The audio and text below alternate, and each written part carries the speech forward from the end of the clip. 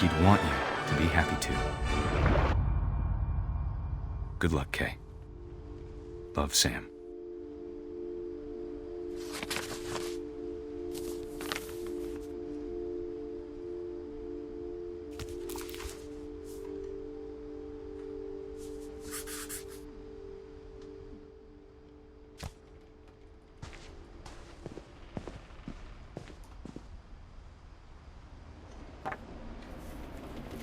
A poem for Gus, who always said the wedding was a bad idea.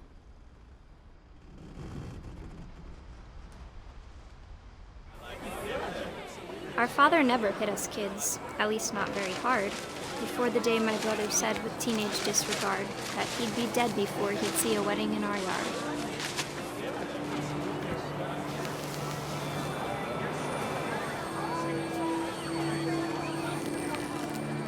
My father made him come, of course, but Gus stood far apart, just flew his kite and bottled up the storm inside his heart.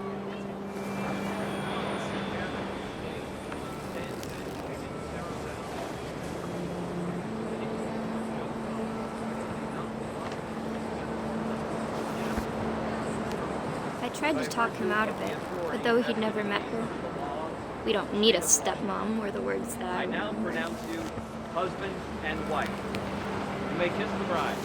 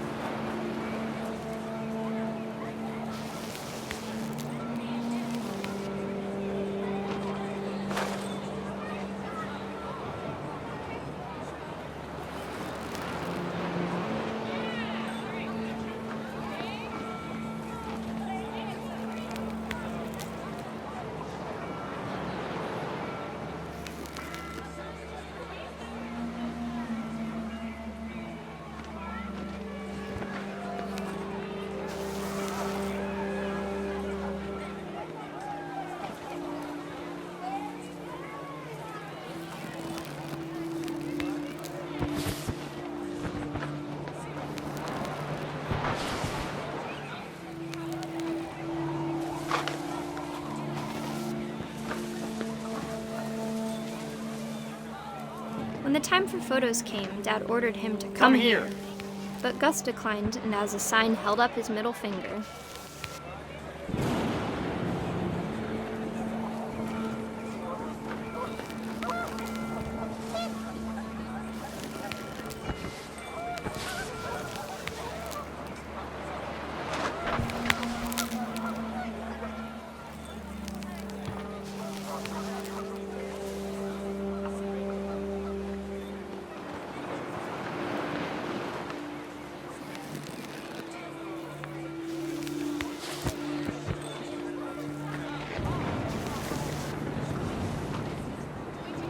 The wind picked up, and panicked geese appeared and quickly went. But all the humans did that day was go inside the tent.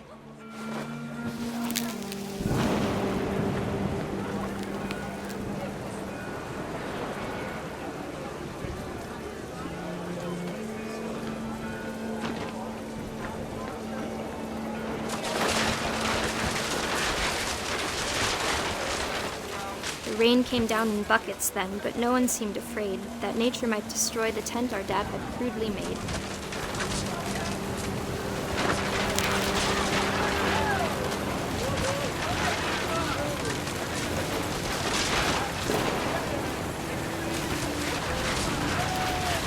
The thunder sounded much too close and full of angry power, but all my father said to this was, "Make the music louder."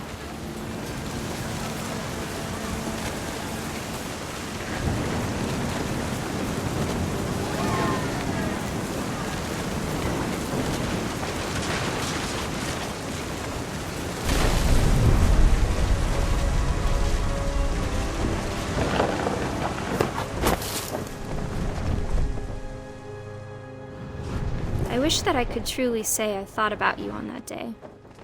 Out there on the beach alone, just you, the wind, the sea, and foam. But I didn't. Until we found you. I can't imagine my mom ever writing poetry, and yet...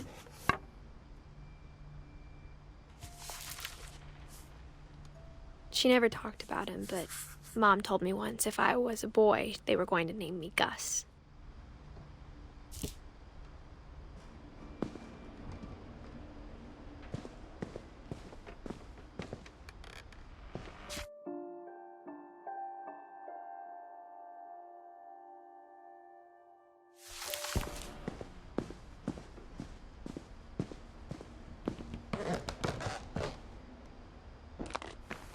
My mom moved up to the loft after her brothers died.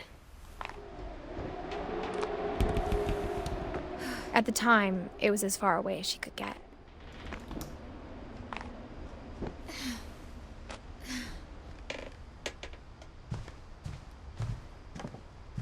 She spent a summer building houses in Calcutta, where she met my dad, Sanjay.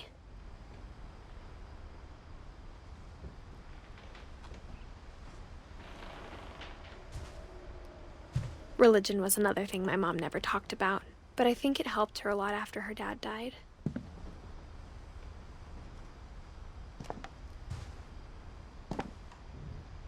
My mom moved to India a week after graduation and got a job teaching English. Lewis was born a year later.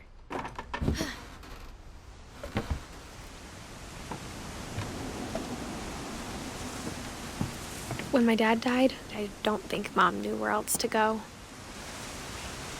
I'm sure Edie was happy to have her back. The house had to get a little bigger, but Edie was used to that. And for a while, things were good. Almost normal, but it didn't last.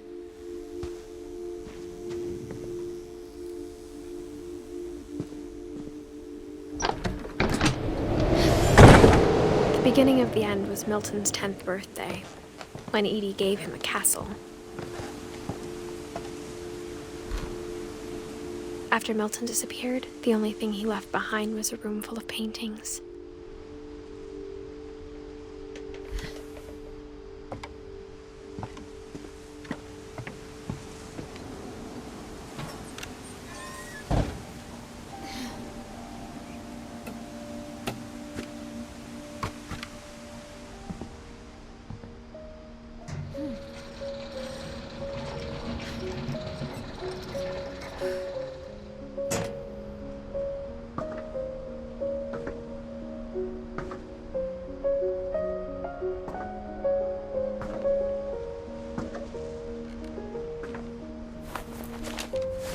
Milton Finch in The Magic Paintbrush.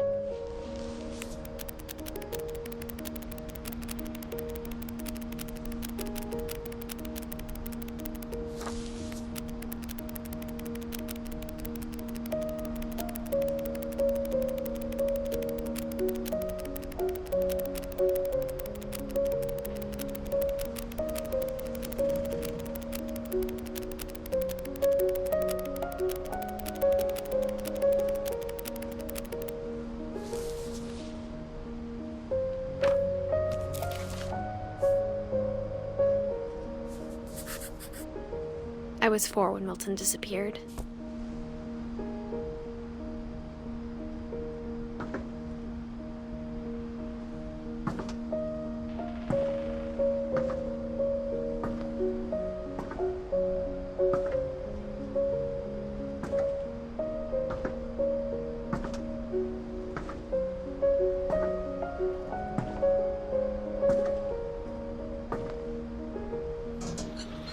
Mom spent months searching for my brother.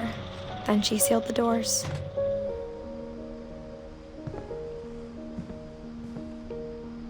Whatever Milton had found in the house, Mom didn't want it getting out.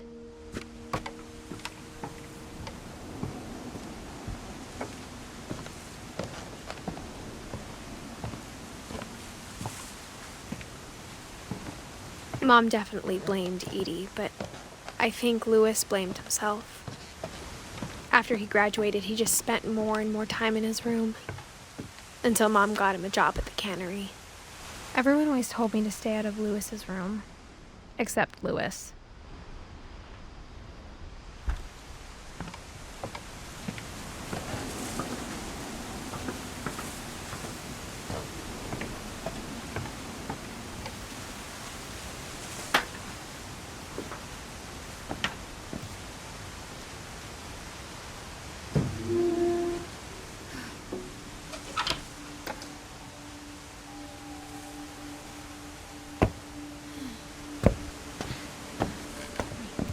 Lewis's room smelled very, very familiar.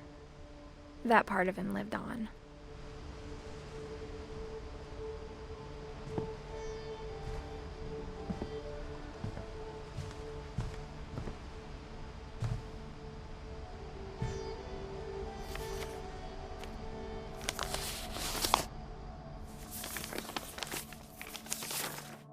Dear Mrs. Finch, as Lewis's psychiatrist, I can understand your desire for an explanation. As I see it, the trouble began in January, shortly after we convinced your son to seek treatment for substance abuse. Newly sober, I believe Lewis first noticed the monotony of his daily life.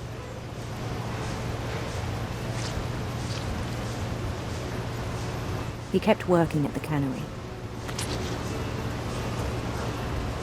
but he withdrew part of himself. In our sessions, I saw the same behavior. His mind began to wander. I asked him to describe it. He said he started small, imagining a labyrinth.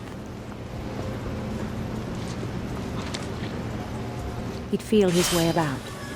Then something moved. Bats. And toads.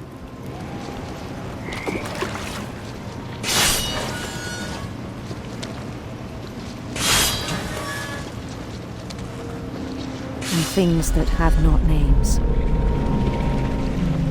He knew it was all in his head. But he took it very seriously.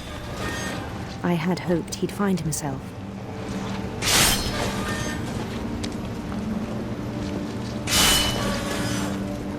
But he found something more. I worried about him then.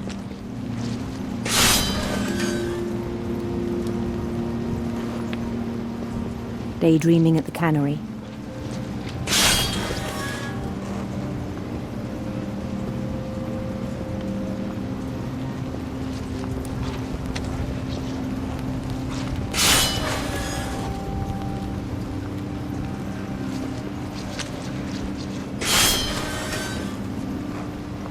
I spoke with his boss.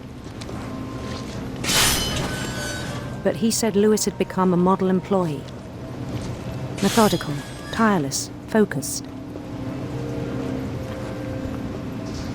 Like a whole new Lewis. So I let him go on.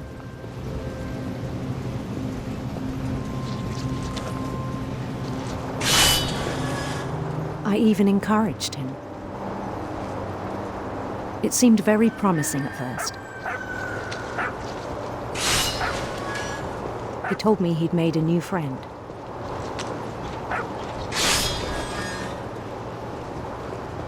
On the edge of a city he named Lewis-topia. He built the city up slowly, brick by brick. Then he made musicians.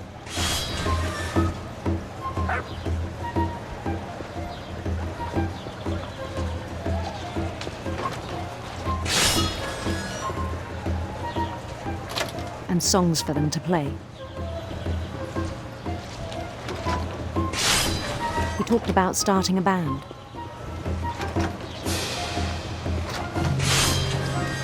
And he was always humming something. Every day his imagination grew stronger. He no longer spoke at the cannery. But his chopping was as reliable as ever. Then one day it struck him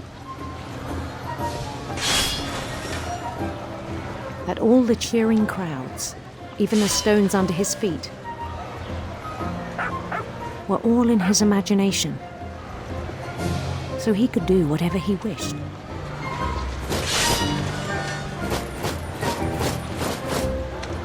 He held an election for mayor.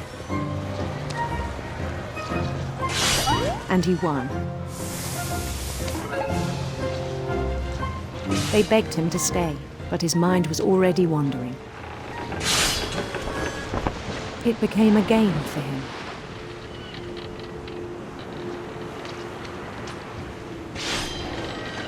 He'd conquer a city, then immediately push on. New Louisville.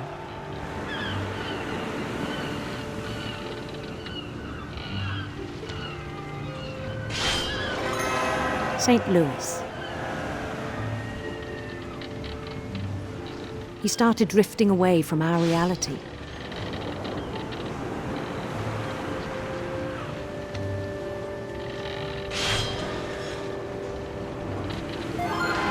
Minneapolis, until one day he forgot to go home from the cannery. Even as his mother pleaded with him, part of Louis kept sailing on.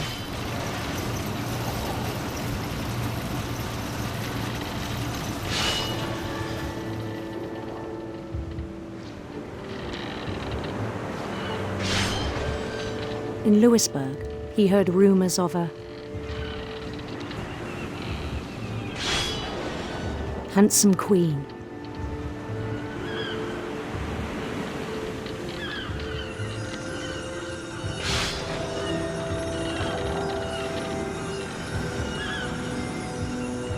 The queen was on her own quest for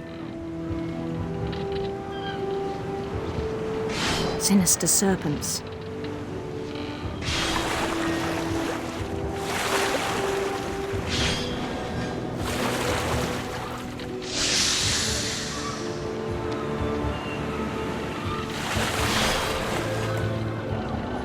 He followed the sound of her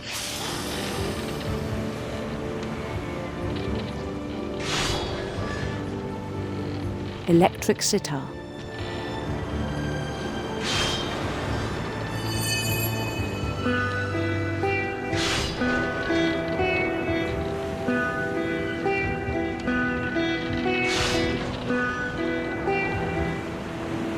His chase led him to a golden palace east of the sun and west of the moon.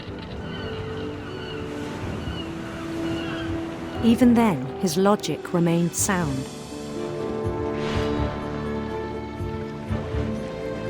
He knew the world was all in his imagination.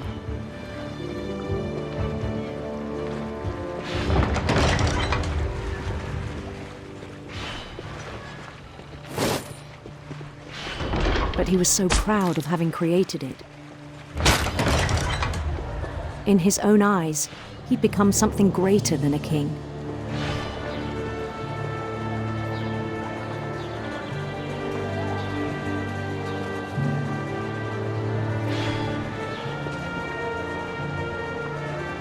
For someone who'd never known success in the real world, I think it was overwhelming.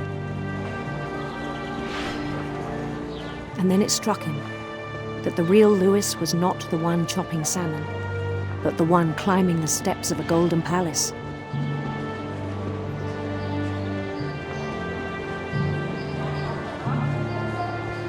My imagination is as real as my body, he told me. It was hard to argue with him.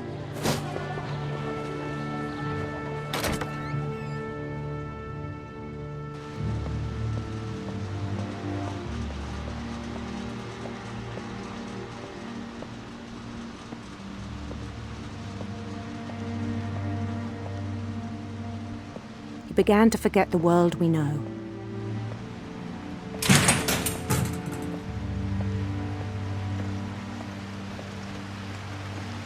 I think it pained him to remember Louis, the cannery worker.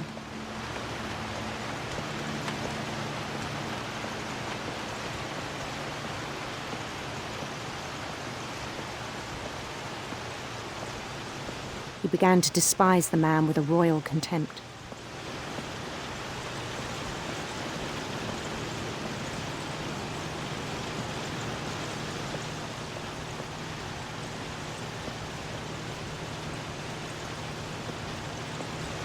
I still thought I could save him. Even after he said he was being crowned king over all the lands of wonder.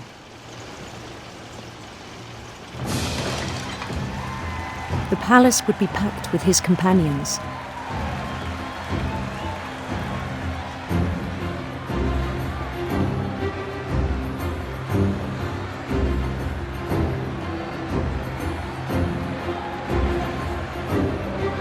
including the wise Calico who'd insisted on advising him.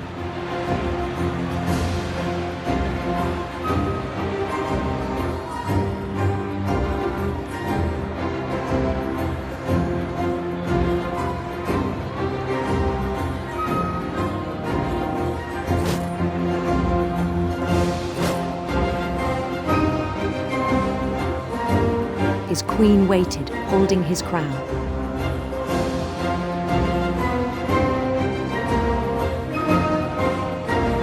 There was only one thing left to do.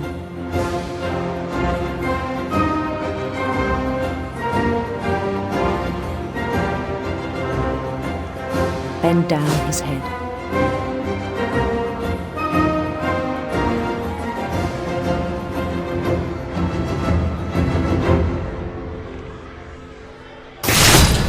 The rest I think you know.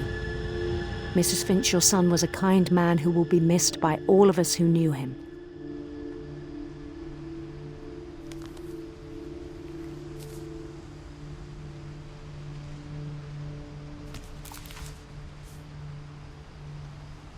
My brother was really cool.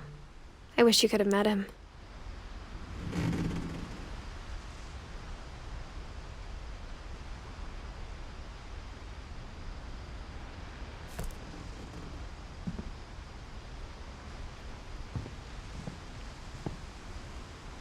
Lewis and I spent a lot of time playing games together, but he was surprisingly bad at them. He died a lot.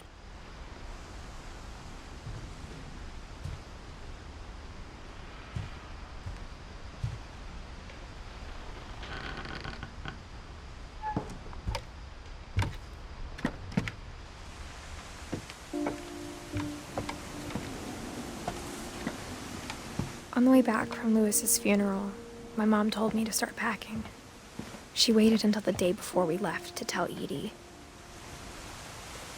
I'm not sure if she wanted to make it easier or harder.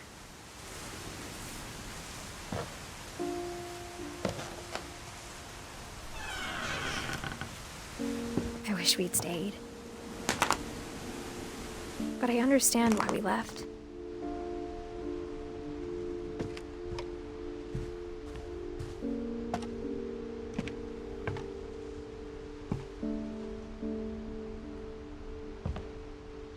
What happened that night had been coming for a long time. Maybe it should have come sooner.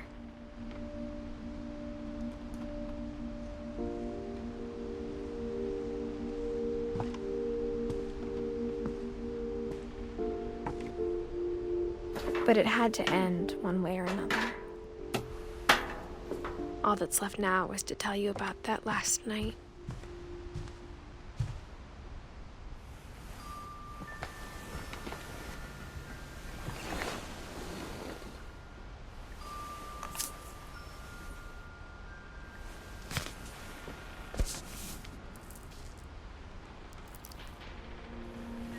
That whole last day, Edie just watched us pack and didn't say a word. Until supper, when she raised her glass and said, "To our final night together, and all our final nights apart." Grandma, you know what I said about alcohol. Some of your medications are very Edith, specific. I left a present for you in the hallway. Why don't you go open it? The grown-ups have to argue now. I'm sorry, you're right. We're all leaving tomorrow. Let's just enjoy our last... I'm not leaving. Edith, you're excused.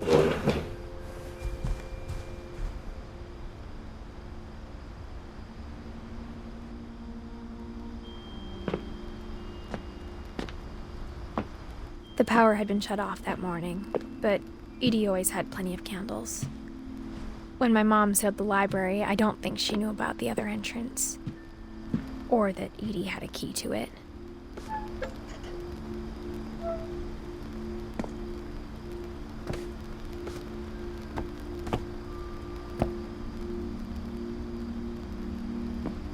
That thing you're afraid of isn't going to end when you leave the house. Edith has a right to know these stories. My children are dead because of your stories. I think it's best if Edith and I leave tonight. We'll have the nursing home send a van for you in the morning. okay?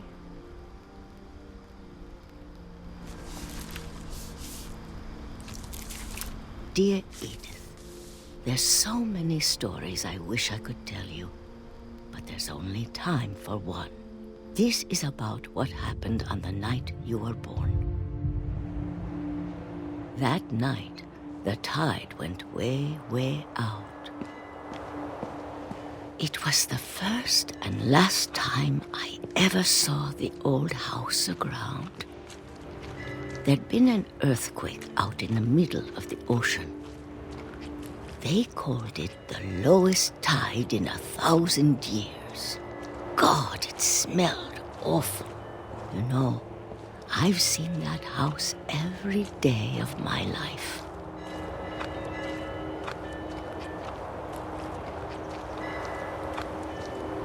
But I never thought I'd go back to it. When the fog rolled in, I lost my way.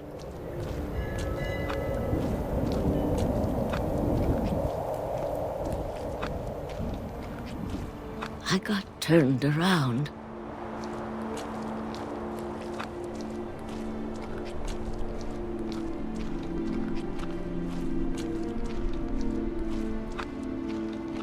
For a while, I wandered.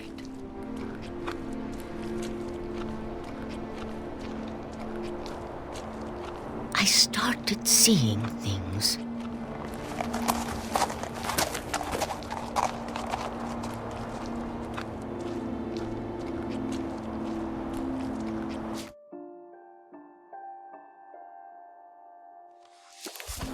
Things I'd forgotten had ever existed.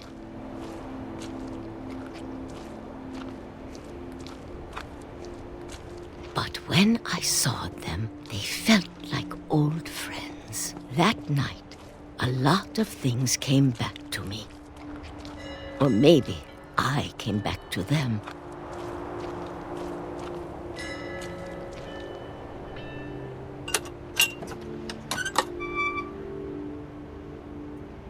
Things I can't explain, but that I need you to try and... Edith, what are you doing in here? It's mine. Edith! Mom, you're gonna rip it! Let go! I kicked and screamed, but Mom dragged me to the car.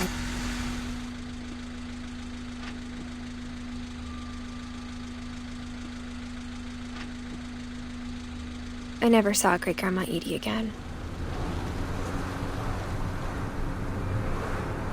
The next morning, the van came to pick her up, but she was already gone. After that, we moved around a lot.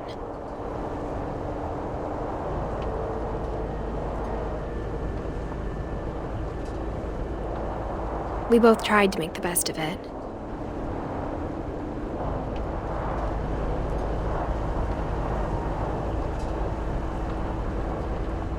A few years went by.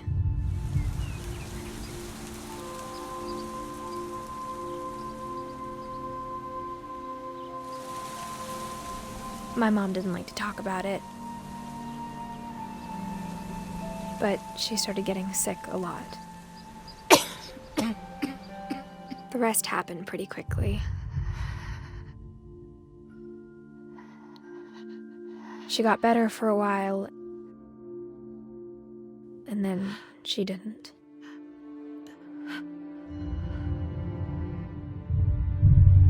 And then I was alone.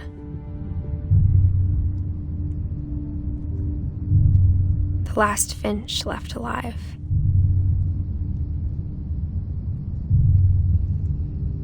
Until I found out about you. I'm still not sure what to tell you about all this.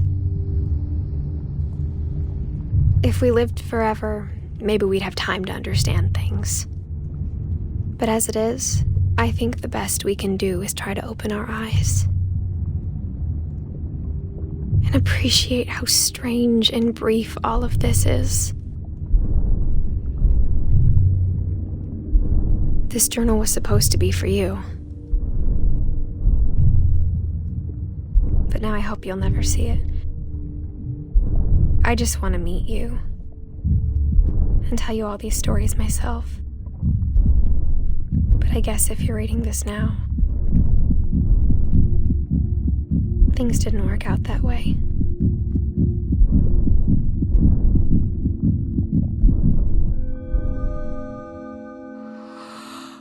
This is where your story begins.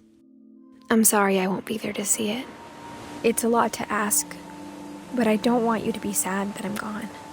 I want you to be amazed that any of us ever had a chance to be here at all. Good luck.